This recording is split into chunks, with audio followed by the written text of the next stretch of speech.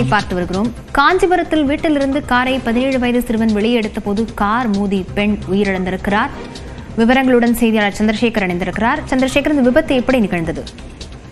நிச்சயமாக காஞ்சிபுரம் மாநகராட்சிக்கு உட்பட்ட கங்கை அம்மன் கோவில் தெரு பகுதியை சேர்ந்த ராசா என்ற மூதாட்டி காலையில் வீட்டின் முன்னே வாசல் பெருக்கிக் கொண்டிருந்த போது அந்த வீட்டின் எதிரே உள்ள 17 வயது சிறுவன் மற்றும் அவர் அப்பா காரை இன்று அதிகாலை சுத்தம் செய்து கொண்டிருந்த போது காருக்குள் அமர்ந்து கொண்டிருந்த அந்த 17 வயது சிறுவன் என்பவர் எதிர்பாராத விதமாக காரை ஆன் செய்து ஓட்டிய முயன்ற போது வீட்டின் வாசலில் கோலம் போட்டுக் கொண்டிருந்த அந்த ராசா என்கின்ற மூதாட்டின் மீது மோதி நின்றது. இதுக்கிடையே அக்கம் பக்கத்தில் அலற நிறுத்திக் கொண்டு ஓடி போது காருக்கு அருகில் சிக்கிக் கொண்டிருந்த ராசா என்ற மூதாட்டியை மீட்கும் போது சம்பவ இடத்திலே பலியான சம்பவம் பெரும் சோகத்தை ஏற்படுத்தியிருந்தது. இந்நிலையில் தகவலிருந்து வந்த சிவகாஞ்சி போலீசார் தற்போது அந்த சிறுவன் மற்றும் தந்தையை அழைத்துக் கொண்டு விசாரணை செய்து கொண்ட நிலையில் ராசா என்ற மூதாட்டியின் உடலை காஞ்சிபுரம் அரசு தலைமை மருத்துவமனைக்கு அனுப்பி வைத்து விசாரணையானது மேற்கொள்ளப்படுகிறது.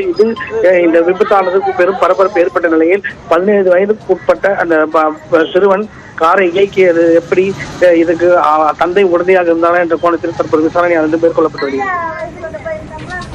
விவரங்களுக்கு நன்றி சந்திரசேகர்.